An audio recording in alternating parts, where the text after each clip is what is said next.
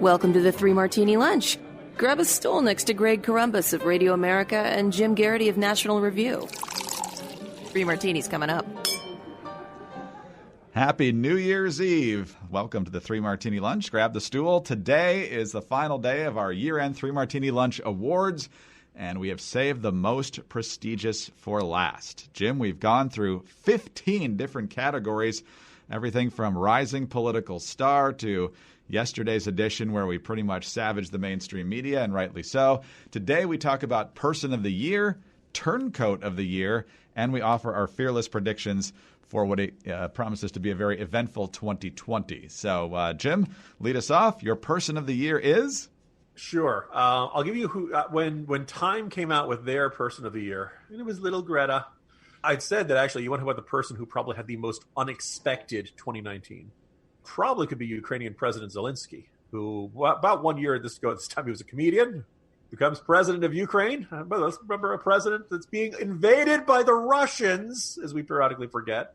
And oh, by the way, and then he ends up in the middle of the entire impeachment drama. So he had a remarkable year. But you want to talk about who the best person of the year, the person who I want to salute with that honor, it is Prime Minister Boris Johnson. I think the British elections were the clearest win for the Conservative cause on the world stage so far this year. The Conservative Party in the UK is not 100% what I'd like to see. My colleague Kyle Smith had made the argument that, look, the Conservative Party isn't really pushing for fiscal conservatism that much anymore. You're not seeing them push for spending cuts.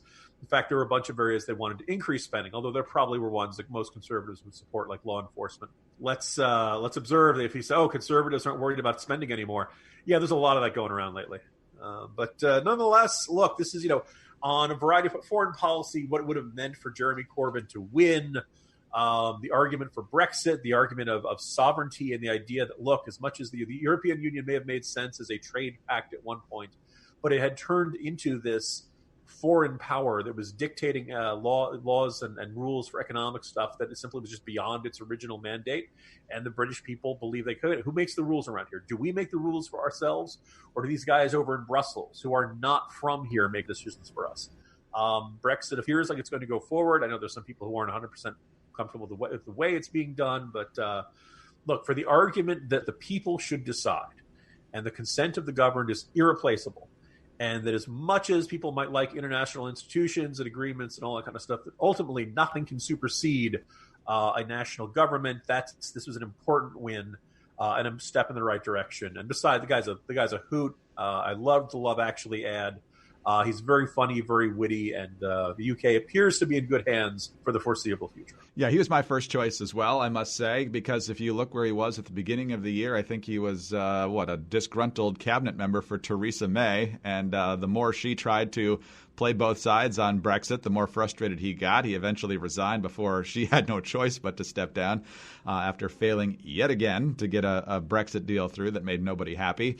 He stepped up to the plate, easily won his party's vote to become the next prime minister. And then when things pretty much turned into a stalemate in Parliament, finally they got the new elections, and I don't think anybody expected the margins that we saw. And so not only is there a clearer path forward now for Brexit, but it means essentially the political end to Jeremy Corbyn, which is good not only for Great Britain, but as you explained when the vote was happening, Jim, a Corbyn win would have been a devastating blow to the United States and our relationship with Great Britain. And so the fact that that's been dodged as well is very, very good. Also, that people that crossed my mind, I mentioned them yesterday, so I won't go into it in detail here, but the protesters in Hong Kong and Iran, anyone willing to really put their lives on the line for freedoms that they want to preserve or desperately want in the first place are worthy of our admiration. My choice here as my backup to Boris Johnson is going to be someone who's a little more controversial, but I just like the way he does his job, and that's Attorney General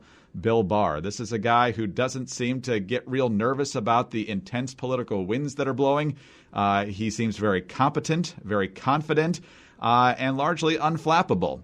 He gave I think, a pretty accurate summation of the Mueller report. Some of the Mueller prosecutors didn't like it, so they tried to correct the record. But in the end, he was right about what the Mueller report recommended, which was no prosecution. And on the collusion front was certainly exculpatory.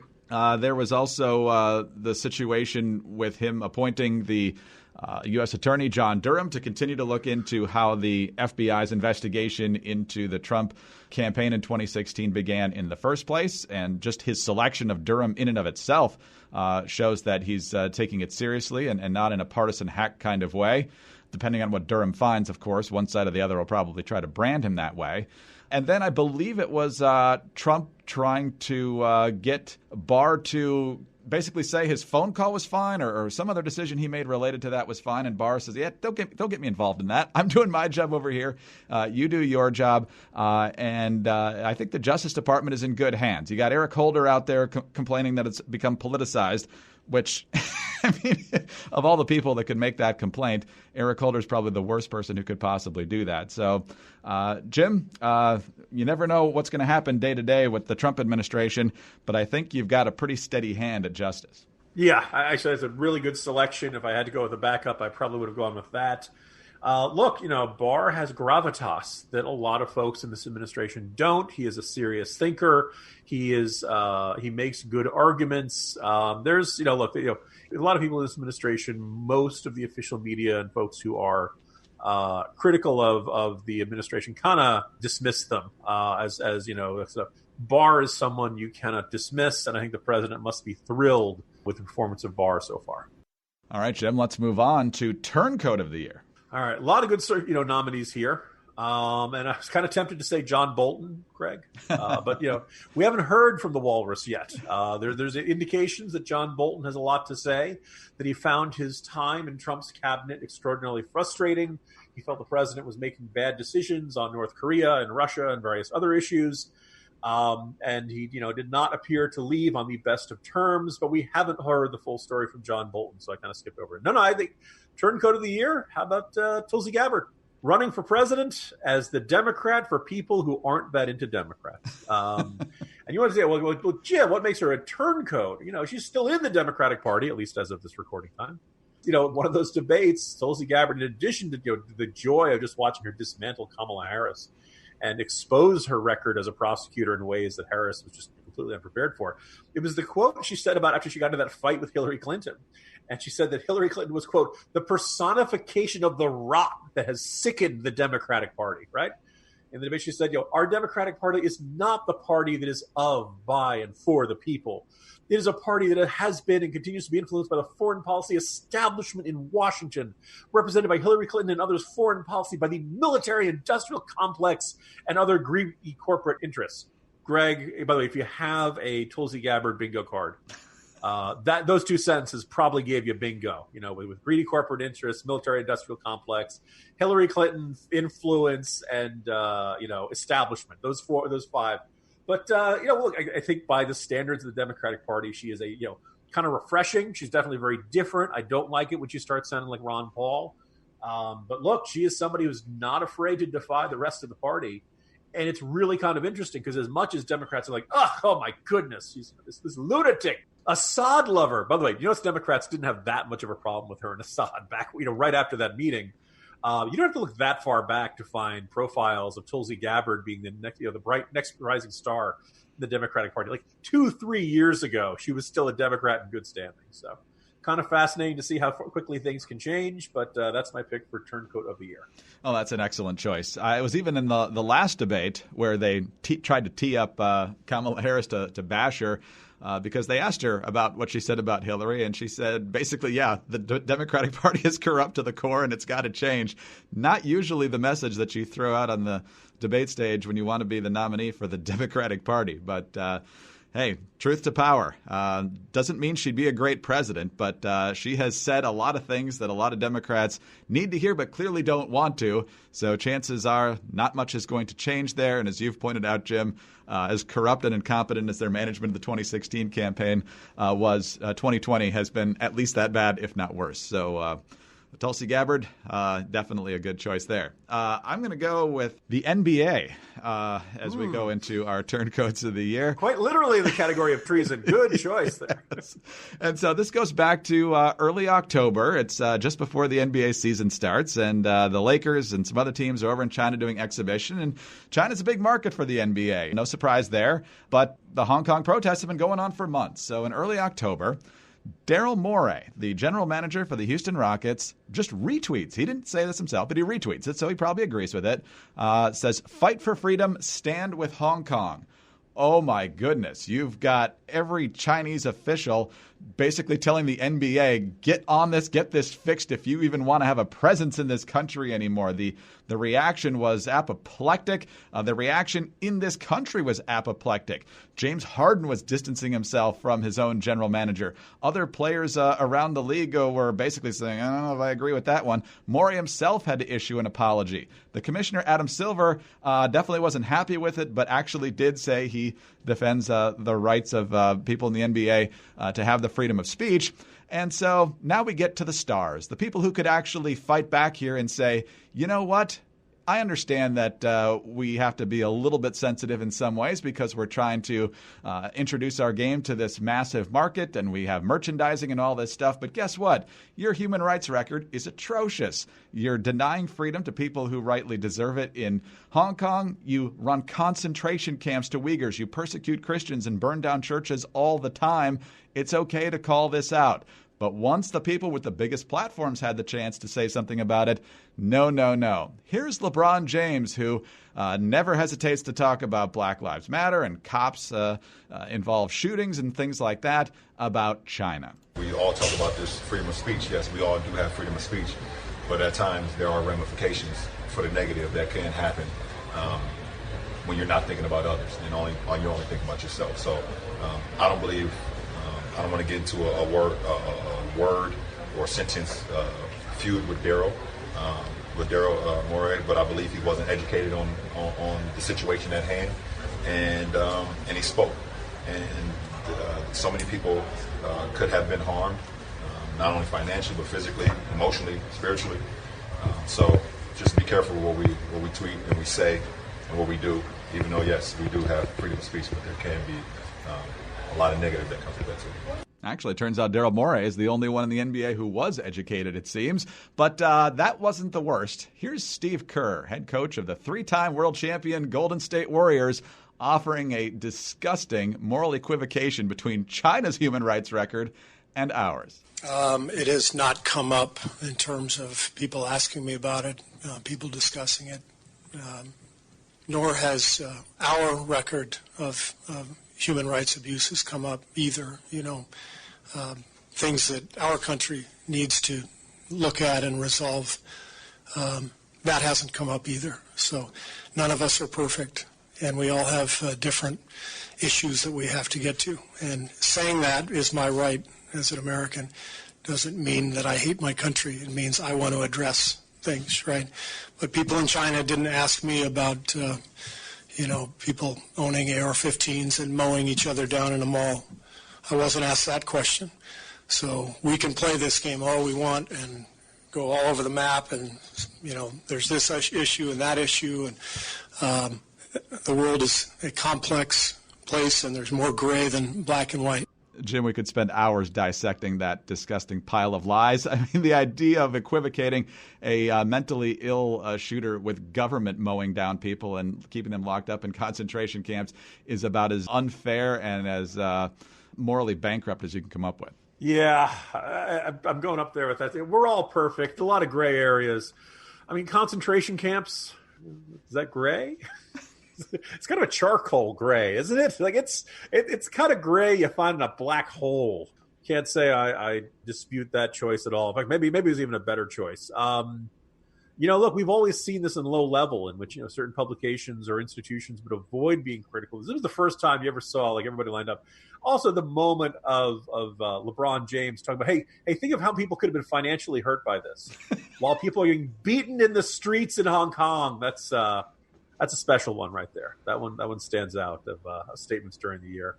And, did it hurt LeBron's reputation? Some. I don't know. I don't know if it really caused a giant change in his reputation, but, we'll see. He'll probably get more grief for declining performance than he will for, this comment, which was pretty reprehensible in terms of its unwillingness to call out what is unacceptable behavior on the part of the Chinese government. All right, Jim, very good. Let's move on to our predictions of the year. But before we do that, let's review last year's predictions. Both of us did pretty well here. I think yours was more spot on than mine because mine was a fairly easy prediction. But my prediction was basically that nothing of consequence legislatively would happen this year that would require cooperation between a Democratic House and a Democratic Senate. So Republicans will focus on confirmations, Democrats will focus on investigations, and if you were hoping that maybe there could be some sort of bipartisan agreement to stop your premiums and deductibles from skyrocketing, not going to happen. And Jim, you focused on the 2020 campaign. We will begin the year with something in the neighborhood of 20 announced or all but announced Democrats running for president. By the end of 2019, more than half of them will have been it'll be very clear that they're just in it for the book deal, and who are hoping for a cabinet post at some point. Now, let's try not to tear our rotator cuffs by patting ourselves on the back, but those turned out to be pretty accurate. So what is your fearless prediction for 2020? That's both pretty good there. And the only thing I'd say is that maybe there's a trade deal that might dispute your prediction there, Greg. But that's really, nibbling around the edges for that. So my prediction for you, look, I'm going to go with a very basic, predictable, pessimistic prediction. 2020 is going to be an ugly year. We always say, "Oh, this is the nastiest presidential election." This will be the nastiest presidential election. It will probably make 2016 look staid and boring and predictable by comparison. But I think one of the things that's going to make 2020 such an ugly year is something we saw in the impeachment, we saw throughout this year. And I think the country never really stopped having the argument that it started in 2015. Should Donald Trump be president, right? This was going in throughout the Republican primaries, 2015, 2016. 2016, the country, oh my goodness, can you believe this? The Republicans nominated this guy. Isn't this unthinkable? A lot of us felt like the mainstream media was touting Trump and airing his speeches from, live on whenever they happened because they wanted Republicans to nominate him because they thought he'd be so easy to beat. Surprise, surprise, he wasn't so easy to beat. And we've seen the argument. Is Donald Trump, is he fit for the job? Does he deserve the job? Is he presidential? Should he be in charge of the country? And that ultimately was what impeachment was about. And I think, pretty much the moment it was clear that the Democrats won the House, it was pretty clear we were going to end up at this point. We're going to continue having that conversation. And the question will be to the country, well, what do you think? Has this guy earned the right to be in office for another 4 years? Or has this been a terrible mistake for the past 4 years? Listeners know there are a bunch of policies from Trump that I like. They also know there's a bunch of his behavior in office that I don't like. I think he doesn't understand the job. I think he doesn't care about the constitutional limits on the job. I think he just wakes up every morning and does whatever he feels like, often spurred by whatever he saw on Fox and Friends that day, which is not he doesn't handle his duties particularly well from where I sit. 2020, the election is going to bring a lesson, right? I can live with either set of election. If Donald Trump gets reelected, the lesson to Democrats is going to be, hey, you had a golden opportunity here, right? Trump's approval rating have rarely gotten out of the low 40s. Maybe on a good day, he hits mid 40s, right? There are a whole bunch of people who are in the Republican Party who don't like the way he tweets. They don't like the way he treats other people. He ridicules his own members of his cabinet. He keeps going through people's secretaries of defense, secretaries of state, chiefs of staff. He wants to be surrounded by yes men. He gets angry and frustrated whenever somebody tells him he can't. There's a lot to beef there. And if the Democrats lose, it means they couldn't learn any of these lessons. Well, the old joke we've said on the right, for all they have to do is be normal, and they can't do it, at least not so far. We'll see what happens, for a year from now. But my guess is Democrats may very well do a bad job of this, and in another, a turnout kind of like 2016, Democrats could head into this totally convinced they're going to win, and they lose. And if they do lose, I hope they learn the right lessons. The lesson of a Trump is not, okay, go as far to the left as possible because you're going to have the wind at your back. If Trump is that maniac, you have an obligation to then go to the center that he abandoned. You have an obligation to hold up all of those social mores, all of those rules, all of those traditions that he appears to be abandoning. If he seems to be ignoring the Constitution, you have an obligation to stand up and defend it, not to say, hey, let's get rid of the Electoral College. Hey, we're going to put more people on the Supreme Court. Hey, I'm going to use an executive order to ban guns. No, that doesn't fix Trump. That's just a different flavor of the same problem. I don't know if Democrats will learn this lesson in the coming year. I hope they do. I don't think they're going to do that. And if Trump loses, okay, then for people like me, it's like, all right, America, we gave the Trump approach a try. It worked in 2016. It did not work in 2020. And the reason is he was running against Hillary Clinton in 2016. And I assume whoever the Democrats nominate in 2020 will clear that high bar entitled "Be More Likable Than Hillary Clinton." We'll see what happens. But if he does, then I think we could say, all right, there were certain parts of the Trump agenda that are probably worth keeping. I think it's safe to say the base of the Republican Party is not convinced of the benefits of free trade. I think it's safe to say there are a whole bunch of Republicans who not only want the southern border clear, they not only want illegal immigrants from this country who are removed, particularly those who are violent and threats, they also want us to look more carefully at who's coming into this country. They want us to focus on assimilation. They want to make people who are coming here are interested in becoming Americans, full spectrum Americans, not just making money and living in kind of a little enclave that replicates the culture from which they came. And that'd be worth keeping. It's worth having that conversation. But Trump is not a great salesman for these ideas. Trump is a terrible salesman for a lot of these ideas. And we'll see what happens. I can live with either set of lessons, but I would like the two parties to start learning them because otherwise I think the country is just going to be in a angrier and more divided state for the foreseeable future, Greg. Jim, yours is far deeper than mine. But yes, there are going to be some interesting lessons to learn no matter how 2020 shakes out. Just like we thought there were going to be lessons learned from 2016, and I'm not sure anybody's actually learned anything from it. So the goal of learning lessons is always good. But when it comes to Washington, usually the response to whatever the political results are is simply, we need to do more of what I want to do. But we'll see if that actually sparks any change, depending on the results. I believe in my prediction, and this could end up being debunked pretty early on in the year, that we will get a Democratic nominee that right now doesn't seem likely. In other words, I'm saying that I don't think it's going to be Joe Biden, and I don't think it's going to be Elizabeth Warren. I think if it's from the existing candidates, especially with the recent bumps I'm seeing right now, I think Bernie Sanders has a better chance at being this party's nominee than, even though it's not really his party, than we currently think. And I'm also not convinced that we've seen the last of the entries into this race. It's not just Bloomberg and the afterthought Deval Patrick who got in around Thanksgiving. I'm thinking we might still see one big name, and it might be a former First Lady, and it might not be the one who lost last time. Wow, that's a bold call there, Greg. Like I said, I could be wrong pretty early in the year, but I just feel like the fun, right? It's going to be an ugly election year. Yeah, I'm really going on a limb for that one. But I just feel like, and we talked about this, and that's why I think Bloomberg and Patrick are in the race, is that there's just this feeling that the current crop can't win, even though they think the wind ought to be at their back. And so Bloomberg's got massively high negatives, even though he's gotten to that 5-6%. He's going to have to get bigger than that. But, he's way over 50% with the negatives, and that's not going to be good for him. Patrick's might as well pack it in. I mean, nobody's paying attention to him at this point. Exactly. And so I think there's going to be an itching for somebody else. The more Biden can't spit out a sentence, just like I couldn't right there. Elizabeth Warren is clearly fading. And if Bernie's the one with the big momentum heading into the actual votes, you're going to have a lot of Democrats who are really nervous. It's bold, but it's not a crazy prediction, Greg. I think considering the state of dissatisfaction we've seen in the Democratic Party, things could come to pass. So is it a Chinese blessing or a Chinese curse? May you live in interesting times? It's turning into be a curse, that's for sure. But it does give us a lot of material for the Three Martini Lunch. So it does. So it's been a good year, Greg, and I look forward to another one with you. Yes, absolutely. Happy New Year to you and your family. Happy New Year to all of our listeners. Thank you for being with us all throughout the year. We can promise, we don't know exactly how, but 2020 will not be boring pretty much any day of the year going forward. So heading into an election year, do not miss the Three Martini Lunch. We're very grateful for you being with us, and we will be off tomorrow for New Year's Day, but back on Thursday, January 2nd, to start up the year with a full head of steam. So until then, party safely tonight, and we'll see you on Thursday.